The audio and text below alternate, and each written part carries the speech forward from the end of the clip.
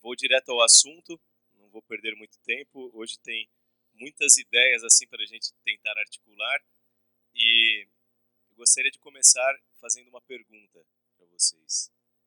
Se não existisse nenhuma promessa de céu, de vida eterna, de salvação, será que você estaria aqui hoje? Seja sincero, reflita um pouco. É claro que a nossa primeira resposta, logo de cara, deve ser: ah, claro que sim. Mas não essa resposta de bate-pronto. Pense um pouquinho no que te motiva a ser um cristão, a estar na igreja. Que peso que tem a ideia de que no final dessa trajetória nós teremos ali uma recompensa, nós teremos uma vida eterna, nós viveremos no céu e assim por diante? Qual é o peso dessas certezas na nossa escolha de praticar ou não a religião, de sermos ou não sermos cristãos, de abrirmos mãos de certas coisas? Afinal de contas, ser cristão é uma escolha que exige abrir mão de certas coisas, e em função de algo que ia ser isso e ponto final. Será que a motivação seria a mesma? Será que haveriam tantos cristãos no mundo como existem hoje? Algo para a gente pensar. O fato é o seguinte, que se a resposta para a nossa pergunta ela passa por isso, no sentido de realmente acho que boa parte da minha motivação para ser um cristão é a recompensa no final, se a nossa resposta ela é muito afetada por isso, eu diria o seguinte: nós estamos fazendo aquilo que é certo pelo motivo errado. Nós estamos praticando o cristianismo, isso seria o certo, isso seria o ideal, o melhor, mas não pelo melhor motivo.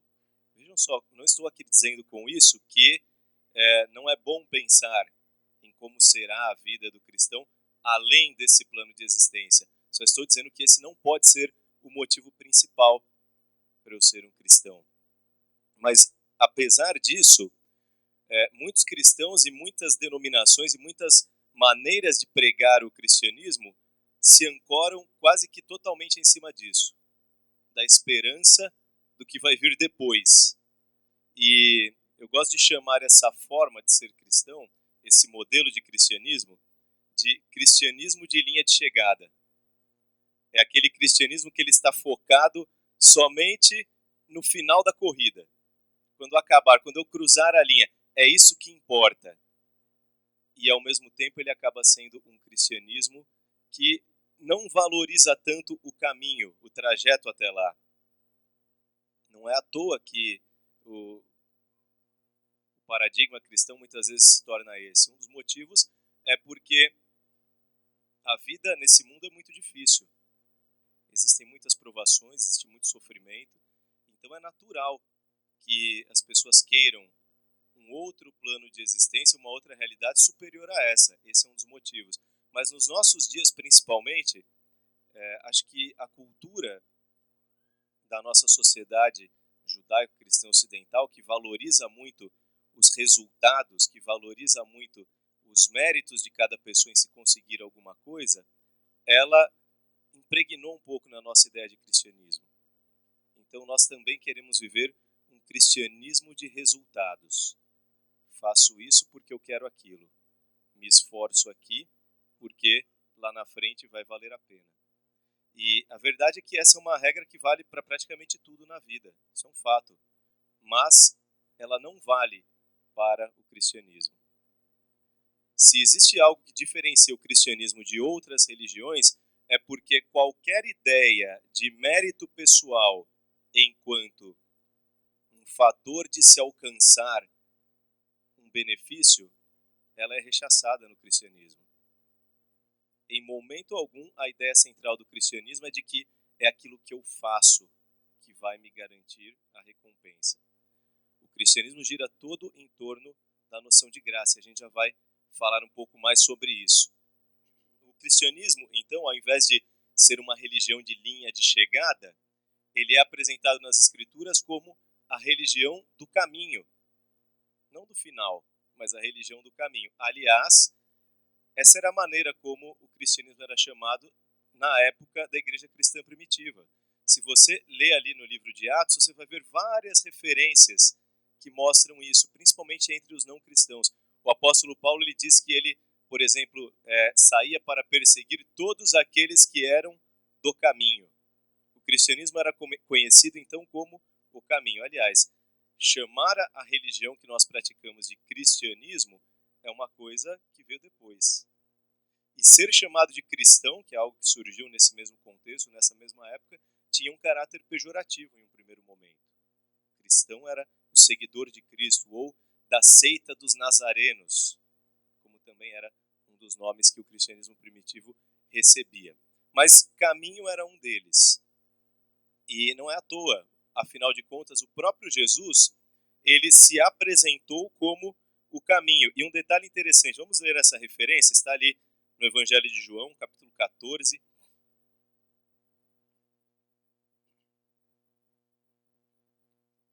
Capítulo 14 de João é um dos capítulos que os adventistas do sétimo dia mais gostam, em todos os evangelhos.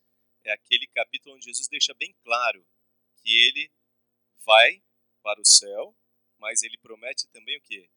Voltar. Está ali, né, no início do capítulo 14, versos 1 até o 3, ele fala, eu vou para a casa do meu pai, ali há muitas moradas, e quando eu for e vos preparar um lugar, eu voltarei e vos levarei para mim mesmo. Ele estava contando isso.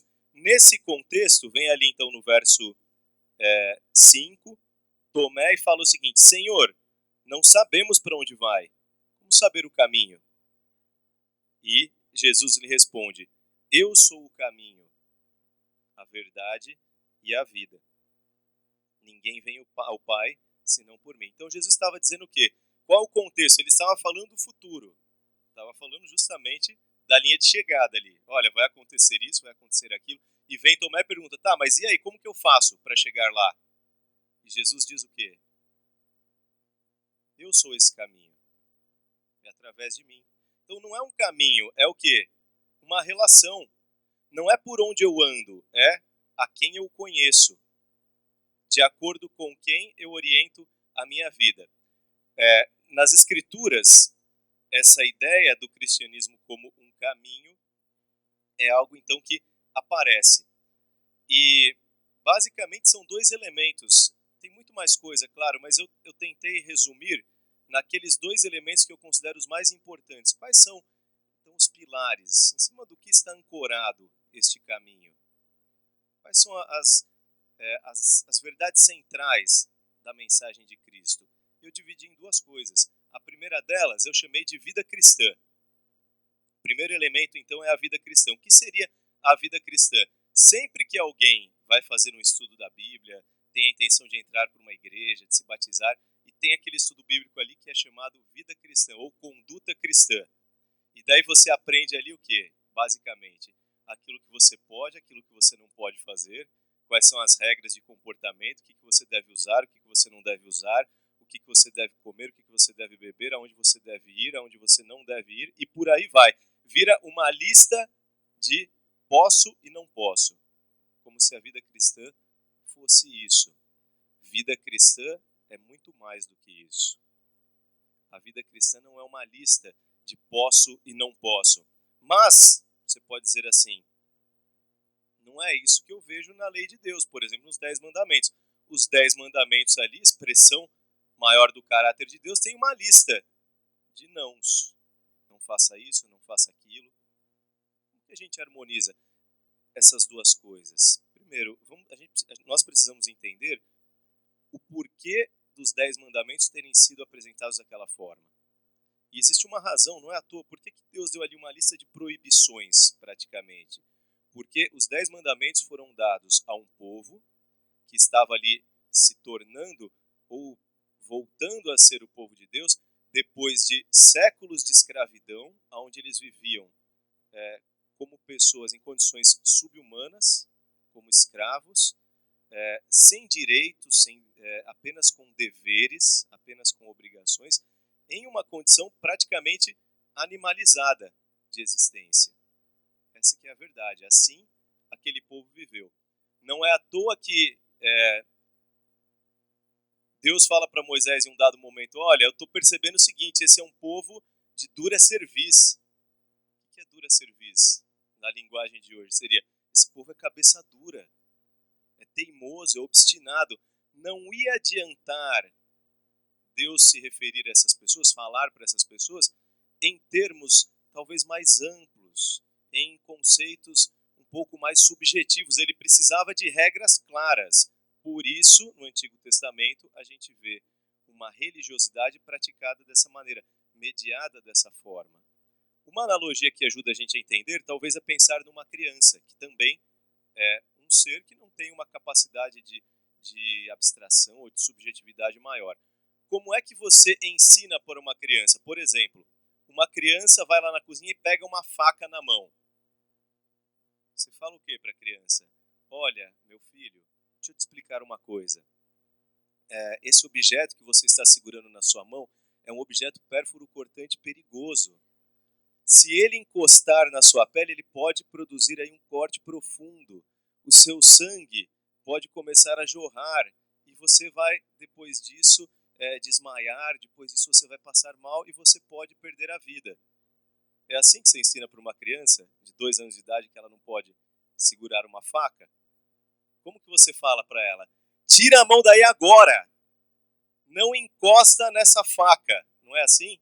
Se encostar aqui de novo, vai apanhar na mãozinha. Hoje em dia nem isso pode falar mais, né? Mas enfim, é assim que a gente ensina. Não pode, não. Você não entra na subjetividade da criança porque ela não é capaz. Por isso, Deus ensinou para o seu povo, em um momento onde eles eram quase que animais, depois de tanto tempo de escravidão, desta forma. E em cima do que eu justifico esse argumento? No fato de que quando a gente vai para o Novo Testamento, e Jesus é perguntado, então, sobre quais eram, então, os mandamentos mais importantes, vamos lá, por exemplo, para o Evangelho de Mateus, capítulo 22.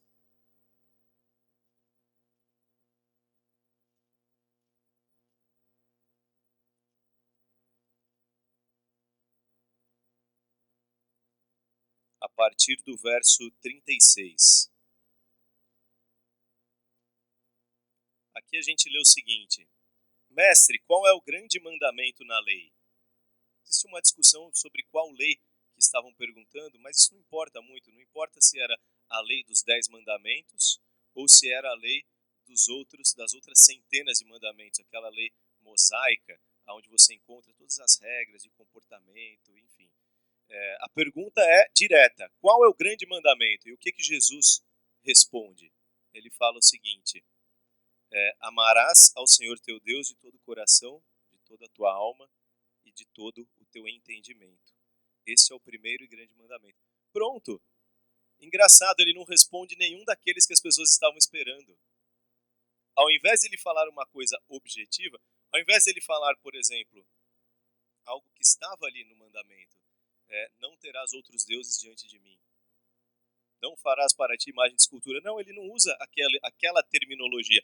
Ele fala, ame a Deus acima de todas as coisas. E ele complementa, dizendo que, na sequência aqui do verso, e o segundo semelhante a este então ele fala, não é só um, são dois, são semelhantes, são iguais em termos de importância.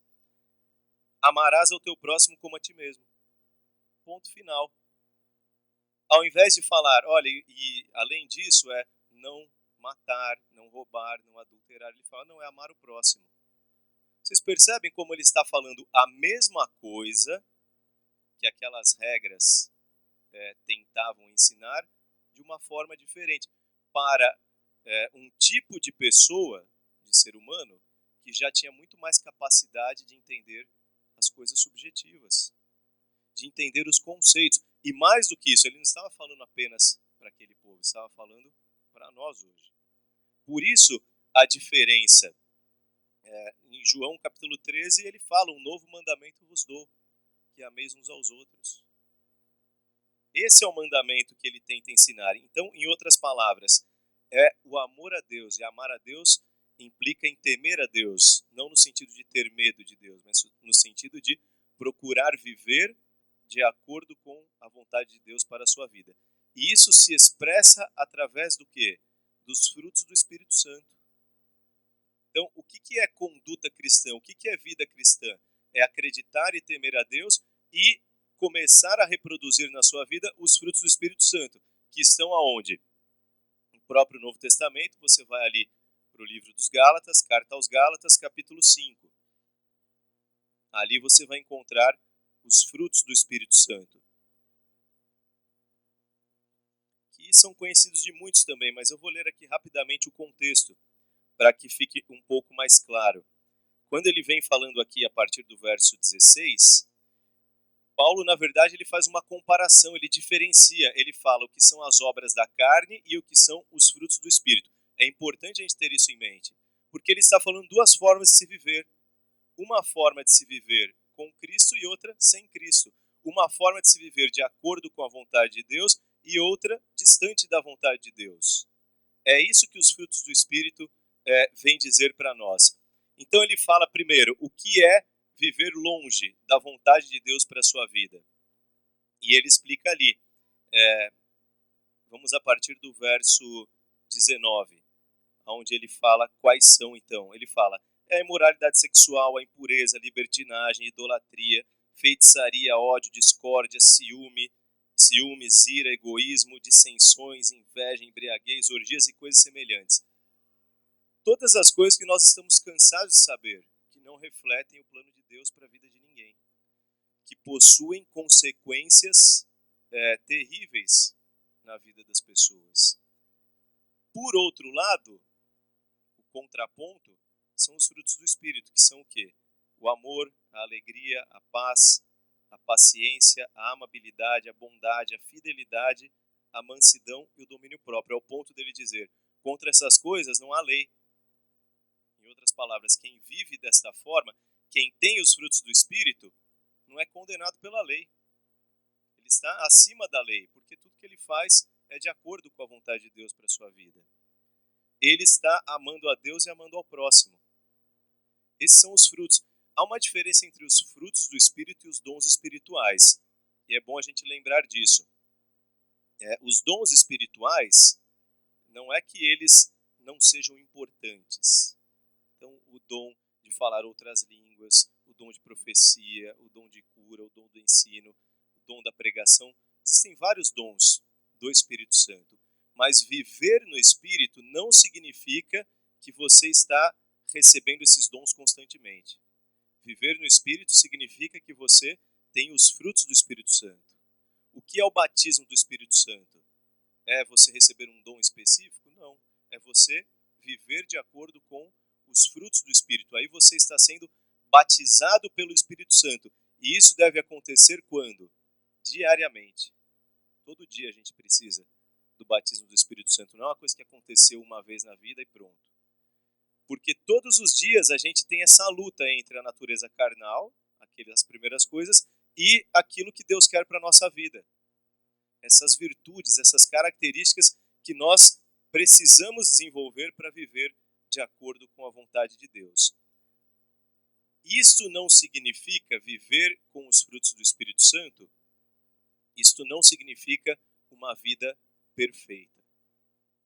E esse é um detalhe importante, eu falei algumas semanas atrás que eu ia entrar nesse ponto, porque algumas pessoas dentro do cristianismo têm confundido a vida cristã, a vida no Espírito, a vida de alguém que está nos caminhos de Deus com uma vida perfeita, em termos de impecabilidade.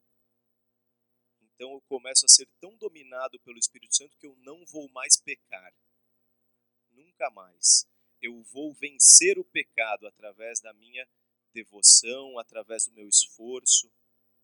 Essa é a ideia do perfeccionismo. O pastor Igor tocou um pouquinho nesse ponto durante o momento do louvor. E esse é um assunto delicado. E antes de entrar um pouco e dizer por que eu particularmente não consigo concordar com essa ideia de impecabilidade, pelo menos não enquanto Jesus não voltar e transformar a nossa natureza, eu vou citar aqui alguns efeitos negativos do perfeccionismo para a nossa vida como um todo. E abro até um pequeno parênteses aqui para falar de coisas que não são necessariamente teológicas, mas são psicológicas. Nos últimos anos, desde que eu mudei a minha área de trabalho e tenho trabalhado como psicólogo, é impressionante o quanto a gente percebe essas características afetando os indivíduos. O quanto o impacto dessas características afetam a vida da pessoa como um todo, inclusive o lado espiritual, ao ponto de, ao invés de produzir algo bom e positivo, atrapalha a jornada da pessoa com Deus, por conta do efeito psicológico delas. Então vejam só, e para mim esse é um dos motivos. Como algo que produz mais mal do que bem para as pessoas pode ser o plano de Deus para a vida das pessoas. Não estou nem entrando na questão teológica. Então vejam só, alguns efeitos que esse perfeccionismo pode trazer. Antes disso, é difícil nós sabermos exatamente quais são as raízes. Por que alguém vai para o lado do perfeccionismo? Uma delas provavelmente é por uma busca da aprovação de Deus, ou até mesmo pelo reconhecimento dos outros. A pessoa perfeccionista ela tende a querer o reconhecimento dos outros e, se ela for religiosa, o reconhecimento de Deus.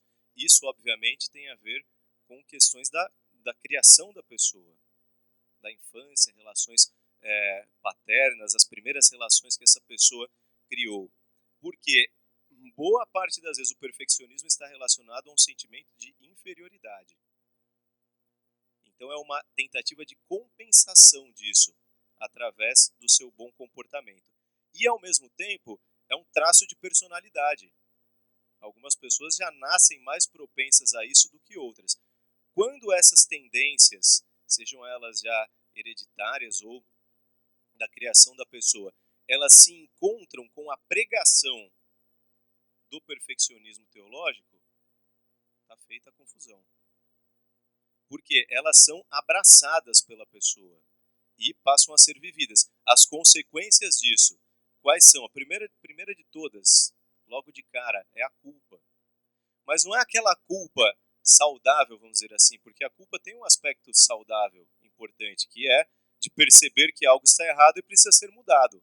Perceber que eu pisei na bola e que não dá para continuar assim. A culpa tem esse papel, mas é aquela culpa obsessiva, onde eu peço perdão, eu reconheço os meus erros, mas ela não vai embora. Eu me sinto culpado o tempo todo. Então, esse é um dos efeitos que o perfeccionismo provoca. Por quê? Porque eu não consigo viver de acordo com esse ideal, logo eu sou assolado pela culpa o tempo todo. Uma vez que então o indivíduo sente essa culpa, ele percebe que é impossível, ele entra no segundo nível, que é o da autodepreciação, o rebaixamento da autoestima. Ele se sente incapaz de viver daquela maneira, então ele não se acha bom o suficiente, ele não se acha digno. Isso começa a destruir a autoestima da pessoa. A cada erro que ela comete, o impacto é o da destruição da autoestima e autodepreciação. Uma outra consequência é uma possível depressão das emoções e do humor decorrente da frustração de não conseguir.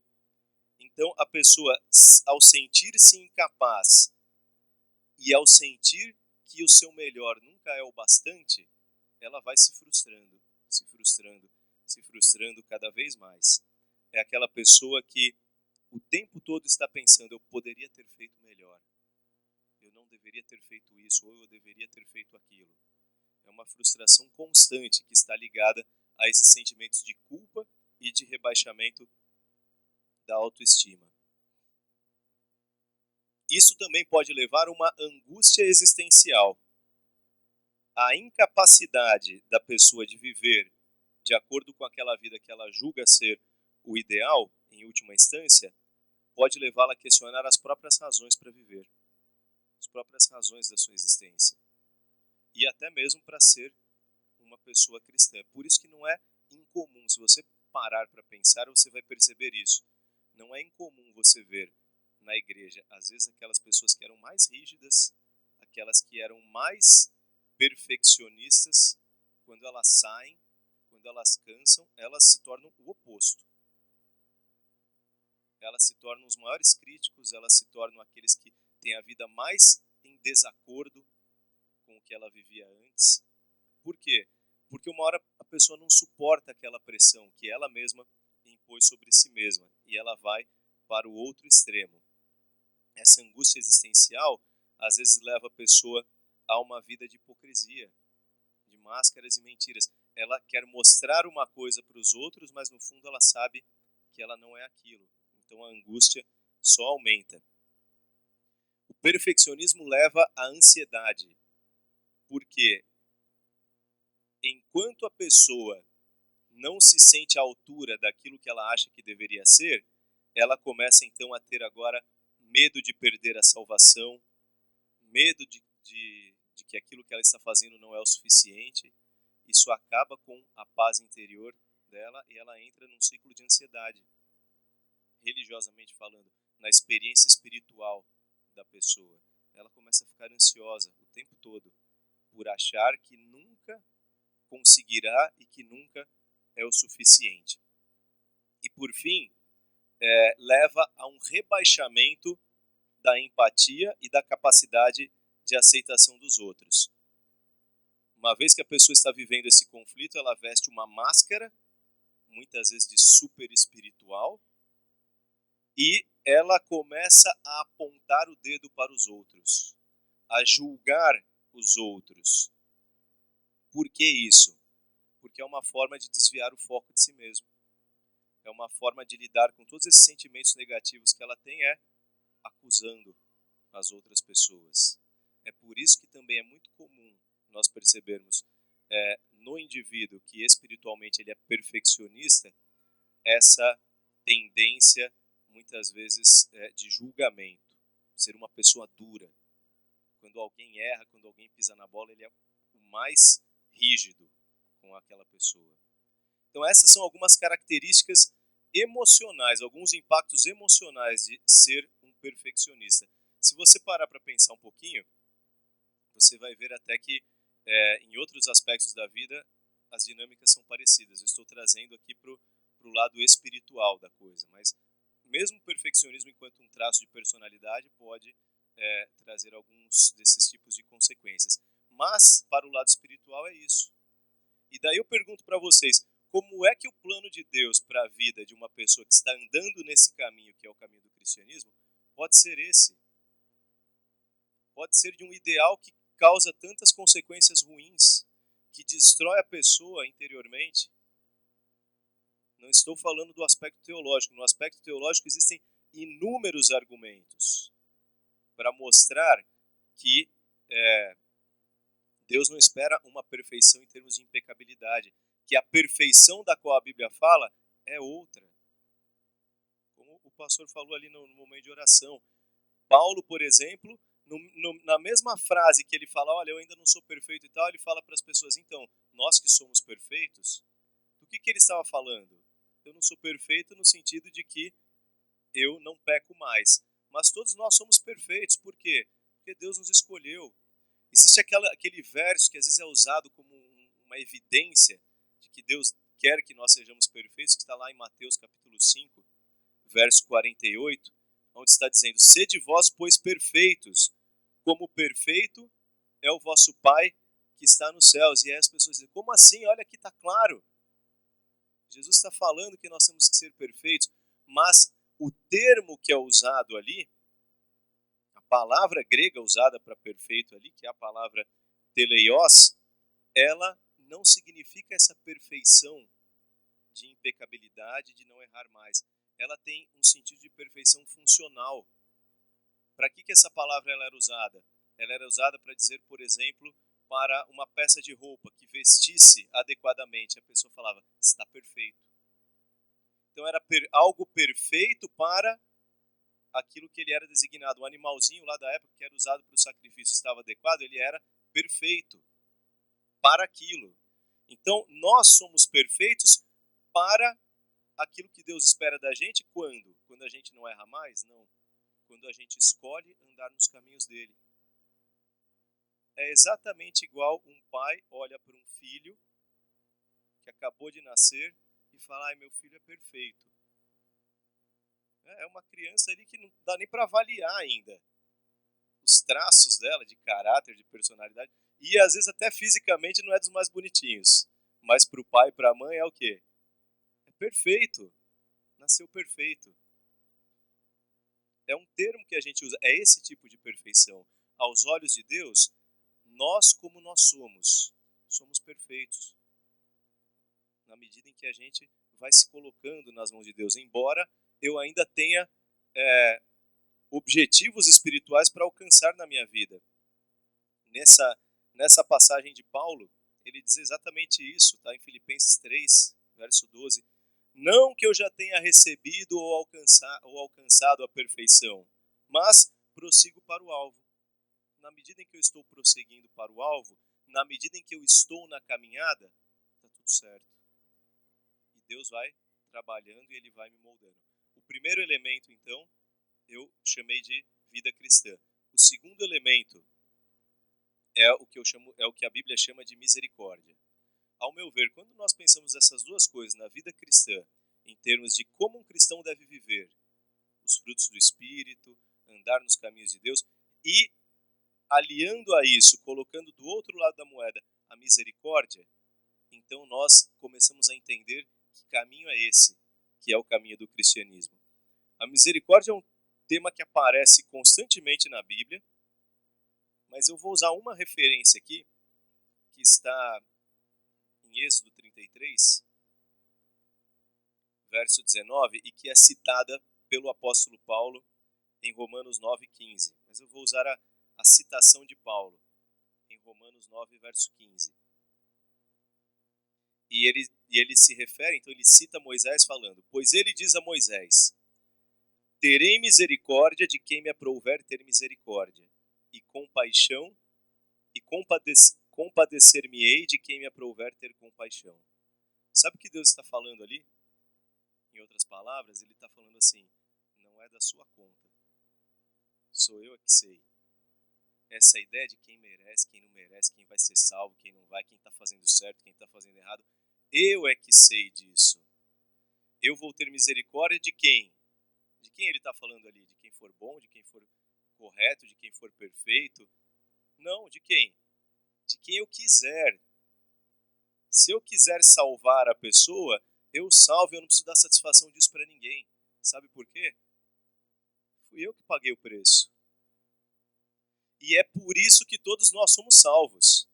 Porque essa satisfação, na verdade, ele dá para o universo. Porque diante do universo, seria meio que, olha, mas como assim? Seres humanos, pecadores, ter misericórdia deles? É isso mesmo. Por quê? Porque eu quero. Porque eu posso. Porque eu fiz por merecer isso. E agora eu ofereço isso a eles, gratuitamente. E é por isso que a gente chama de graça. É por isso que a gente fala que a salvação é a graça de Deus chegando até nós. Porque Ele oferece para quem Ele quiser. As pessoas às vezes falam, mas essa ideia é a ideia da graça barata. Já ouviram esse termo? Graça barata, como assim a pessoa vai ser salva assim? Tão barato assim, qualquer um. Só aceitar Jesus é salvo, é só isso. E eu digo mais, se você acha que a graça é barata, já está errado, porque se ela é barata, ela já está cara. É graça porque é de graça, não é nem barata. A graça que Deus oferece é, como o próprio nome diz, ela é gratuita. E é porque Ele quer, é porque Ele é o quê? Misericordioso.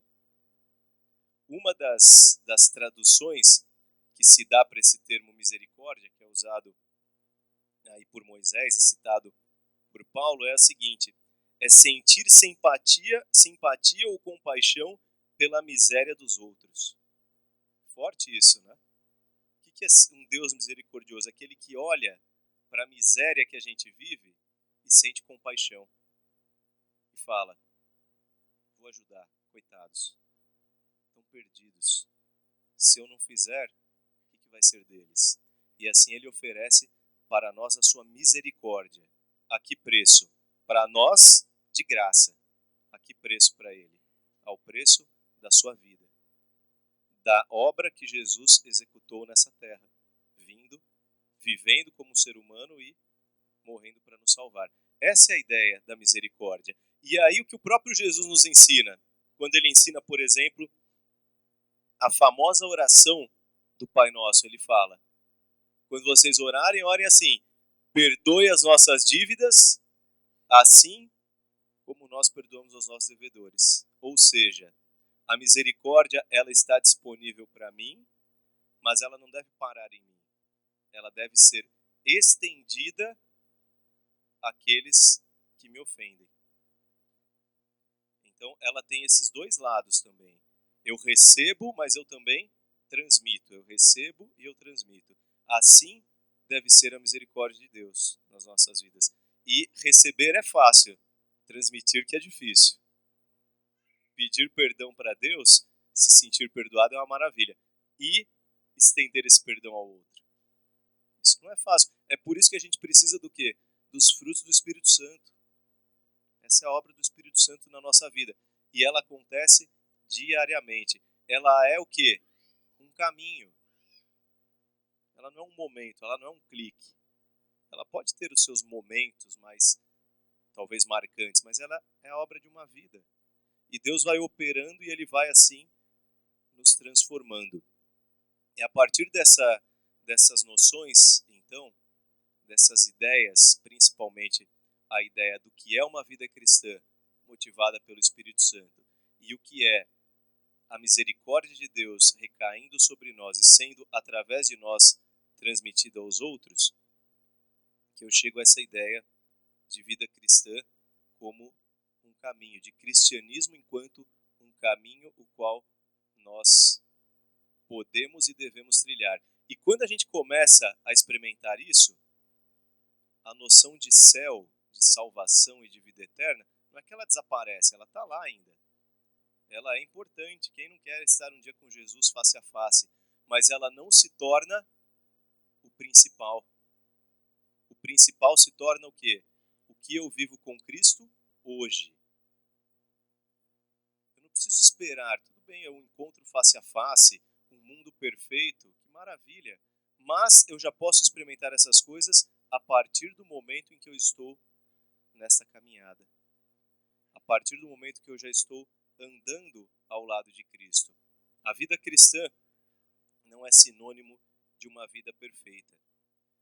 Que caminho é este, então, do cristianismo? É um caminho de lutas, vitórias, fracassos, tentativas, erros. É o caminho daquele que reconheceu que a vida não pode ser só o que esse mundo oferece, como está lá em Paulo. Não só a natureza carnal do ser humano. Não pode ser somente isso. A nossa vida não pode ser apenas a nossa carreira, os nossos relacionamentos, os meus objetivos pessoais. O cristianismo enquanto um caminho significa reconhecer isso. Reconhecer que existe muito mais, que existe uma realidade transcendente a todo esse mundo material. E buscar um relacionamento com Deus é buscar andar nesse caminho. O cristianismo não é o chegar lá. O cristianismo é o que eu vivo enquanto eu ainda não estou lá. Ele tem que valer a pena, independente das promessas de céu e vida eterna. Ele tem que valer a pena por conta do efeito positivo, do quão bom é ser um cristão na minha vida e naqueles que convivem comigo. Este é o caminho do cristianismo. Naturalmente, ele vai nos levar a um lugar. Sabe aquela viagem que você tem um objetivo final, mas que a viagem ela já é tão boa que chegar lá ou não é só a consequência. Ela não depende daquilo. Esse é o caminho do cristianismo. E quando a gente enxerga essa religião dessa maneira, eu acho que isso ajuda a fazer com que ela tenha um sentido muito maior nas nossas experiências do dia a dia. E que ela deixe de ser só uma promessa distante e se torne uma realidade diária. Que Deus nos ajude a vivermos e andarmos esse caminho.